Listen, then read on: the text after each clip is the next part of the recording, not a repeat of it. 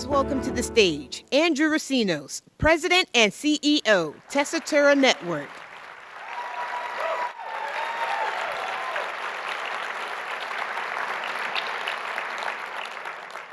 Well, hello. I'm Andrew Recinos. My pronouns are he, him. I'm a white person with brown hair and glasses wearing a tan jacket. You know, I'm just amazed at the collective brain power and heart right here, right now. I mean, every year you bring so much beauty and knowledge and joy to the world. And how do you do it? How do you lift up so many lives? By creating value. Probably not the most inspirational thing you've heard this week, but stick with me, because creating value, I think, is actually quite inspirational, and I'll prove it with a question. How does your organization create value? This is the most important question that any cultural organization can answer, and it's answered by your missions. And this community has amazing missions to enable and inspire and innovate to bring arts and culture to folks all over the planet. Now, the professors will tell you that every business creates actually two kinds of value: social and economic. Your mission describes your social value, which is funded by your economic value through ticket sales and fundraising, education programs. That's actually why Tessitura exists, to help you create economic value. And when this is in harmony, you have this sort of virtuous value circle.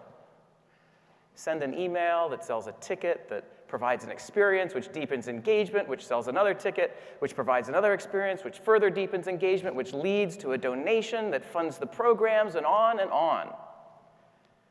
And who stands at the center of this circle? You do.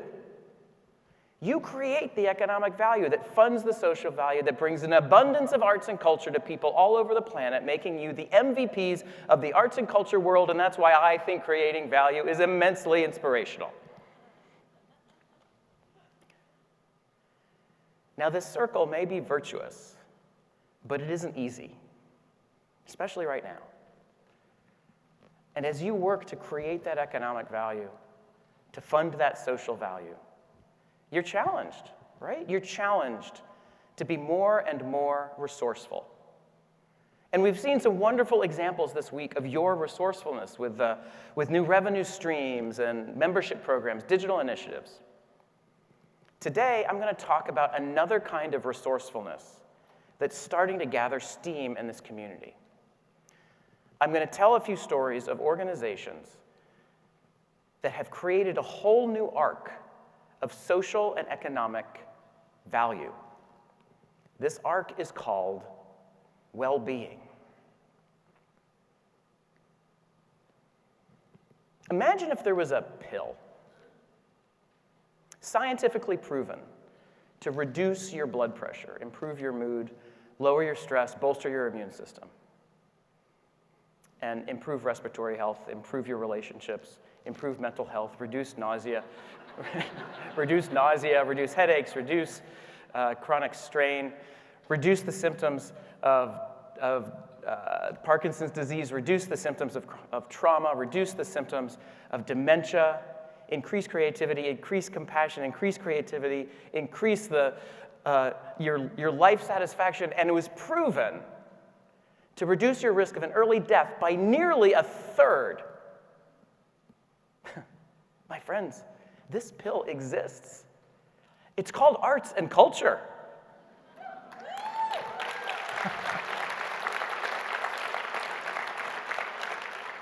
Participating in arts and culture has been proven to confer all of these benefits and more. Active ingredients include oxytocin, serotonin, dopamine, endorphins, that cocktail of happy hormones that flood the brain when you're listening to music, singing, dancing, acting, being in nature, creative writing, sculpting, drawing, and gathering with other humans at cultural events. Side effects may include side-splitting laughter, heart-wrenching epiphanies, out-of-body experiences, and collective effervescence. Our pill also comes in a child-sized chewable form with all the benefits of the grown-up version, and we now know that kids who grow up with arts and culture in their life are more likely to exhibit pro-social behavior, do better academically, and are 5 times less likely to drop out of school. I learned all of this and more from Your Brain on Art, a remarkable new book by Susan Magsamen and Ivy Ross that shares a wealth of new research that proves what we in this room have inherently known for a long time. Arts and culture is a wonder drug. Arts and culture is a wonder drug. Okay, but it's not a pill. I know that, it's not a pill. But imagine if it was. Schools would give this out to every student. Governments would lavish money on it to ensure that every citizen had access to this elixir. All right, well, so not so much right now. But still, with all of this new research, I can't help wondering if this could be a moment to change the narrative of arts and culture from nice to have to need to have. And how would we go about changing that narrative? Well, here's a thought. How would the drug companies do it? I mean, if a big pharmaceutical giant invented a pill that did that, how would they market it? Pitch it to their investors, lobby the FDA. I mean, I think they would probably sell the benefits, right? They would talk about how it is proven to improve your health, your well-being, your community, your children. They'd slap it right on the box, 100% guaranteed to improve your life. And everyone would buy it. And the drug company would clean up. So I don't know, should we try that? Because here's the thing, drug companies don't own this, you do.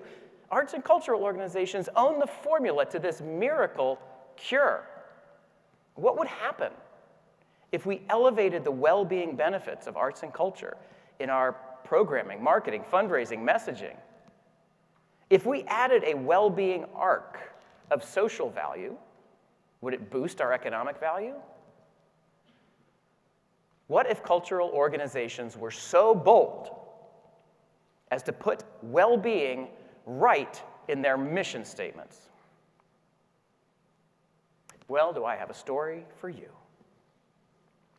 So I recently caught up with Cookie Ruiz, who's the executive director of Ballet Austin. Founded in 1956, Ballet Austin is a renowned company with a mission to provide innovation and excellence in performances and education. Now, in 2007, they moved into their new home, which included 8 beautiful new studios to help expand their youth ballet academy.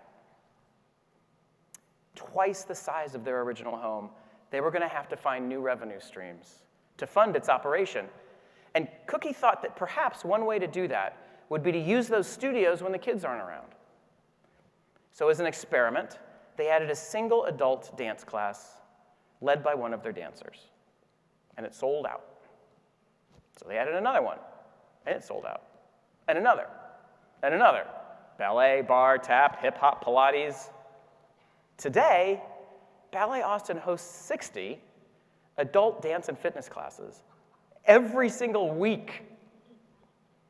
More than 12,000 adults stream through their doors every year to improve their health through dance. More than economic value, they realized they were creating social value by tapping into an unmet well-being need in the community. So they started doing more.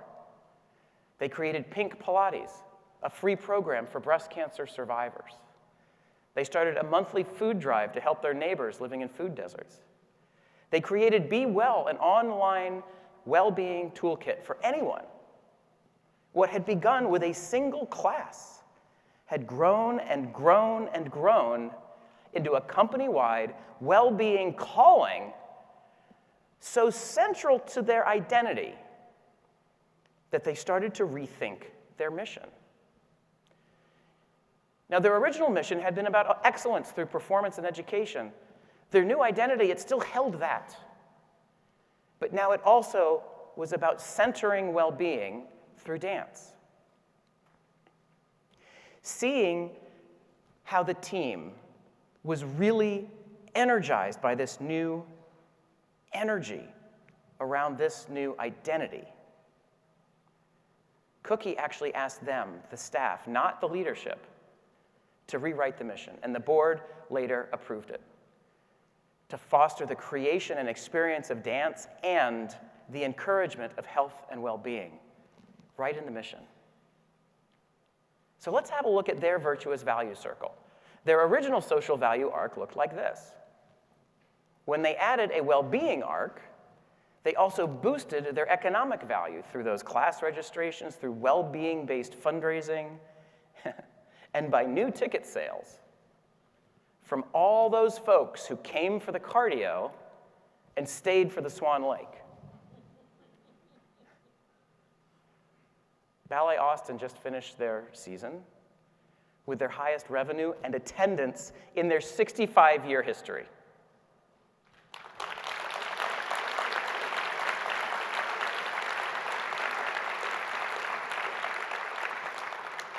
This is a remarkable result that Cookie attributes in large part to the fact that they decided to add well-being to their story. Now, this is a dance story, but remember, research now shows that all cultural forms have the potential to improve your health. Think about your organization. How might you add well-being to your story? Well, I can tell you how they're centering well-being at Actors Theater of Louisville, starting with their mission to unlock human potential and enrich the quality of life through theater. I recently spoke with Robert Barry Fleming, Executive Artistic Director, and Amelia Acosta-Powell, Impact Producer and Co-Director of Artistic Planning, to really understand how they're bringing this mission to life. And they explained that at Actors Theater, they root all of their work at the intersection of well-being and arts, with the most important thing that they do for their community distilled into two words: radical belonging. Now, for nearly 60 years, Actors Theater has been a beloved institution, welcoming generations of citizens of Louisville. But when Robert arrived in 2019, for all of their well-deserved accolades, he found that there was a story behind that story. They were a beloved institution, welcoming generations of primarily white, primarily affluent citizens of Louisville. Louisville is 1/3 non-white. Robert had been hired with a mandate to deepen their connection with the community, and to achieve this, they realized that they would have to change their story from one of systemic exclusion to one of radical belonging. So they reframed the theater as arts and culture as social enterprise. They rooted their work in anti-racism and anti-oppression. They evolved their governance and operations and structure, all with a spirit of radical belonging. So how does this look in practice? Well, to start, they removed a key economic barrier, replacing their high-cost, high-commitment subscription program with a membership program that starts with a $0 membership that confers many of the same benefits. When you visit the theater, you're welcomed by a member of their radical hospitality team, who are there to ensure that everyone, especially folks who may not have felt welcome in the past, have a meaningful experience. On stage, their work reflects the stories and backgrounds that happen outside their walls, with recent productions exploring living with hearing loss and the first-generation Latinx experience. All of their productions infused with dignity and joy and humanity and belonging. You see, Robert and Amelia feel that belonging in and of itself is the greatest well-being benefit they can provide to their community. And the world needs belonging now more than ever.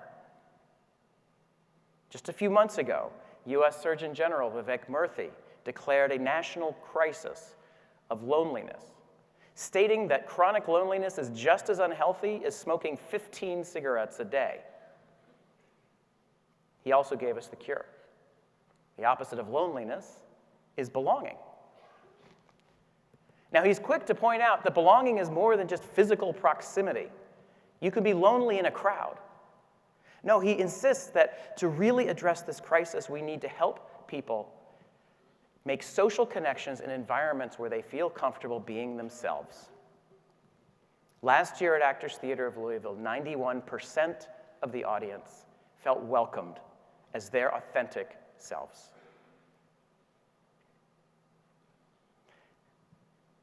Our cultural institutions, so many of them have systemic exclusion woven into their DNA, long before any of us got there. If we want to bring the well-being benefits of arts and culture to the widest possible audience, if we want to put a dent in this crisis of loneliness, we must practice radical belonging. Helping people feel welcome, bringing joy and meaning in troubling times. This is your noble work. You aren't first responders, but as Tom Parrish, managing director of Berkeley Repertory Theater, has suggested, arts and culture professionals are a kind of second responders, charged with knitting back together our communities in turbulent times. You're not just arts and culture professionals, you're also healers. And this is beautiful, this is wonderful. But I can't help wondering, who's looking after your well-being? In a 2022 survey of arts and culture professionals in Australia, 66% were shown to have high or very high levels of psychological stress. That is 4 times the national average. I have to believe that we would see similarly sobering statistics in other regions. We have in our sector a mental health crisis. We need to look after ourselves and one another. Now, one organization that is doing great work looking after the mental health of their staff is the Royal Albert Hall in London. And I recently spoke with Carol Jones, Tessitura Development Manager, and a member of the steering group of their mental health network.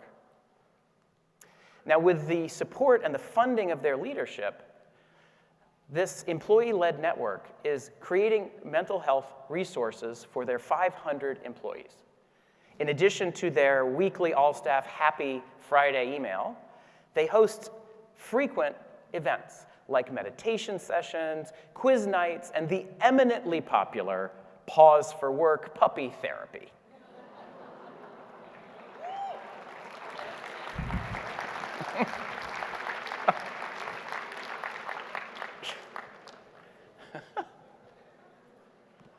But perhaps their most effective and simplest program is called Tea and Talk. This is a space for staff to stop by, have some tea, and chat. Now, at one point, they put a feelings, what they called a feelings box outside the door, where you could just scribble down how you were feeling as you came in. And those words were things like stressed and tired. And then they put the feelings box at the exit, too, and you could write down how you were feeling when you left. Those words were engaged, excited, happy. Now, Carol points out that their chief exec and members of leadership frequently attend, leading by example. And of course, the Albert Hall leans in to the well-being benefit of arts and culture with coloring pages at Tea and Talk, there's a book club, and there's the Royal Albert Hall Choir. They've started winning awards, including the Mayor of London Healthy Workplace Award. But as Carol is quick to point out, for all the accolades, this is a program that started small, with just a couple staff members who got together to think about how they could support each other. If you're struggling, chances are you have colleagues that are too. What could you do at your organization? And if you're having trouble getting started, consider joining the Tessitura Community's affinity group, which is dedicated to mental well-being and neurodiversity. They are an active and supportive and international group. And regardless, if you are struggling, please know you needn't struggle alone. You have community here. Now, one of the simplest and most effective therapies for mental well-being is mindfulness or mindful practice, any number of activities that quiet the mind and center you in the present moment. And what better way to get centered than with arts and culture? Welcome to the Mindfulness Museum at the North Carolina Museum of Art. Now, I spoke with Brianne Senor, who is a manager of the Mindfulness Museum, and she told me this is one of the fastest growing and most popular programs at the museum, and they have activities like meditation amongst the art, and chair yoga, and outdoor moonwalks in their gardens. But my favorite of all of their programs is the one called Slow Art. Now, studies show that the average museum visitor spends about 30 seconds in front of a work of art before moving on to the next one. With Slow Art, the instructor brings the class to mindful presence by exploring a single work of art for an hour. Now, they have these programs online as well. I spent an hour with this painting, Harriet Tubman by Aaron Douglas. I didn't even notice the time go by. And I left changed. Now, Brianne tells me that you can be mindful with anything that centers you in the present moment. And it got me thinking, does your organization have anything that fits this bill? I mean, if you can be mindful in a gallery, you could be mindful in a concert hall or a garden or an aquarium or a zoo. I mean, I personally could be extremely mindful with the jellies or the sloths for well over an hour. But I guess the most remarkable thing to me is this. The North Carolina Museum of Art didn't physically add a single thing, and yet they added an entire new arc of social and economic value called mindfulness. What does your organization already have that could help draw your community closer? All right, so far I've shared a few stories about the organizations that are using the well-being aspects of arts and culture to impact the whole human and the whole community. Why don't we kick it up a notch? I mean, is it possible that an arts and culture organization could actually just really impact the well-being of an entire city or an entire state? Well, leave it to New Jersey to try. I recently spoke with Timur Kusha, who is the Executive Vice President and CFO at Liberty Science Center in Jersey City, New Jersey, about an audacious new program that they hope will impact lives well beyond their community. Now, our story starts rather modestly with 12.5 acres of empty land in Jersey City. Early in his first term, Mayor Steve Fulop was trying to figure out what to do with this land. His obvious solution would be to sell it to a high-end developer and rake in the revenue for the property taxes. But he had another option, and as Timur told me, this other option kind of captured his imagination. Because you see, this 12.5 acres is adjacent to the Liberty Science Center, and the mayor loves the Science Center. So he went to the CEO, Paul Hoffman, and he challenged him and his team to dream up a use for this land that could impact not just Jersey City, but the state, maybe the country, possibly the world. Hoffman and Timur and the team took up the challenge by focusing on their mission. With a mission to inspire the next generation of scientists and engineers, they envisioned a public Liberty Science Center High School. With a mission to excite people about the power and promise of science and technology, they envisioned an 8-story incubation hub for dozens of tech startups. They imagined Scholars Village for up to 500 residences, and tying it all together, they imagined a public commons for street fairs and makers fairs and concerts and more. Home to the largest planetarium in the United States, Liberty Science Center shot for the moon. And the mayor and city council enthusiastically approved it. On October 22nd, 2021, Mayor Steve Fulop and CEO Paul Hoffman broke ground on Sci-Tech City, a city of tomorrow innovation campus. On the same day they broke ground, they stated their intention to center health and well-being at SciTech City when they announced their first innovation partner would be Israel's Sheba Medical Center, one of the world's leading hospital systems. Sheba innovators will take up an entire floor at the tech incubator. They will be working on something called the Hospital of Tomorrow, developing digital technology focused on health, well-being, health equity, dealing with chronic pain. Sheba innovators and their families will live at Scholars Village. Sheba will provide internships to the students at Liberty Science Center High School. And I have no doubt that Sheba Innovations will capture the imaginations of visitors of all ages through programs and exhibits at Liberty Science Center. So just stop and think about this for a minute. Cutting-edge digital technology with a promise to improve the health and well-being of millions will be developed at SciTech City, the brainchild and wholly owned subsidiary of a cultural organization, Liberty Science Center. I mean, in a time when arts and culture is seen as this nice to have, you know, like in the live, work, learn, play pyramid of life, arts and culture so often is lumped in with play, and play is last, and play is least, and play is first to be cut, but not at Liberty Science Center. They don't think of themselves as the tip of the pyramid. They imagine themselves in the center. They imagine themselves in the center of their solar system. What would happen if we imagined arts and culture in the center? All right, so let's see. Whole human, individual, local, community, city, state. Yeah, sure.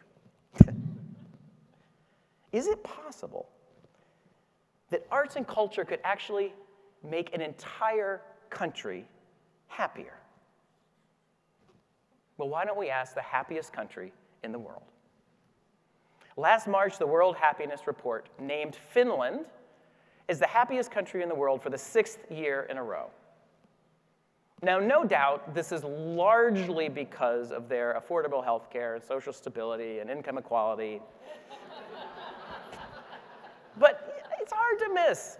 It's hard to miss that as a country, they have such a long and proud tradition of centering arts and culture. I mean, if you can think of a famous Finn right now, I'll bet they're from that world. Sibelius, the composer, Esa-Pekka Salonen, the conductor, Saarinen, the architect. For our techies, Linus Torvalds, another kind of architect. I recently caught up with Lisa Rieki, who is the communications director of Tessitura member Finnish National Opera and Ballet, to get her take on this. And Lisa agreed that arts and culture does seem to play a greater role in Finnish life than other countries. She pointed out, for instance, that they are a country of readers. They have the highest literacy rate in the world. She told me that of the top 10 Finnish pastimes, one of them is singing in a choir. But the most important thing, she said, was a national commitment to making arts and culture accessible and affordable to everyone. So, for instance, at her organization, the lowest ticket price is roughly akin to a movie ticket. And they have this wonderful digital program that's reached 2.5 million people, which is about 50% of the country of Finland. The opera and ballet participate in the National Culture Kids program, which brings 2 cultural events to every single Finnish 8th grade every single year. So, does arts and culture contribute to their happiness score? Well, they seem to think so. We see a vibrant cultural sphere that is available and accessible to every citizen as a major contributor to everyday happiness. So there you have it. In Finland, arts and culture equals happy country. The well-being benefits of arts and culture are improving individual lives, lifting up communities, contributing to the happiness of societies. And thanks to all this new research, we now know what humans have felt for eons. Arts and culture is an essential nutrient for a happy and healthy life. Now, I've profiled a few organizations today, and I'm happy to say that so many more are taking up this noble work, including Sound Health, a collaboration of music and well-being between the Kennedy Center, National Institutes of Health, National Endowment for the Arts, spearheaded by Renee Fleming, renowned soprano and former TLCC keynote speaker. Or the Arts Wellbeing Collective, which was founded at Arts Centre Melbourne and is providing mental health support for arts and culture professionals all over Australia. In a time when cultural organizations are struggling to remain relevant, to deepen impact, to shore up finances, a focus on well-being is a compelling strategy to help create social and economic value. So how might this look at your organization? Well, I leave you with 7 points that perhaps can become conversation starters back at the office. Number 1, Your Brain on Art. Go get this book, tell all of your friends, start a book club, learn like I did that arts and culture truly is a wonder drug. Number 2, add well-being to your story. Ballet Austin went so far as to rewrite their mission, but that doesn't mean you have to, like a dollop or a dash could do. All of these organizations are finding new audiences and deepening engagement when they added well-being to their story. Number 3, practice radical belonging. To bring the well-being benefit of arts and culture to the widest possible audience, we have to dismantle barriers to belonging. What barriers can your organization remove and replace with bridges? Number 4, start small. The Royal Albert Hall's award-winning mental health network started with a single struggling staff member. All it takes is one person doing one new thing, and maybe that's you. Number 5, use what you've already got. The North Carolina Museum of Art created a whole new mindfulness museum by leveraging their existing spaces and collections and grounds. What does your organization already have that you can use to create social and economic value? Imagine your organization at the center of your solar system. Arts and culture is play, and arts and culture transcends play, holding the power to improve lives, to create belonging, to contribute to happiness. Don't be an exoplanet. Take your place at the center of your solar system. Radiate out like a sun. And number 7, care for yourself and one another. You are on a noble journey, and sometimes that journey is hard. Please look after your mental health and the well-being of your colleagues. Lean on us, the Tessitura community, if you need help, because at the end of the day, we have to help each other heal and thrive so that arts and culture can help the world heal and thrive. So please, be well. Thank you.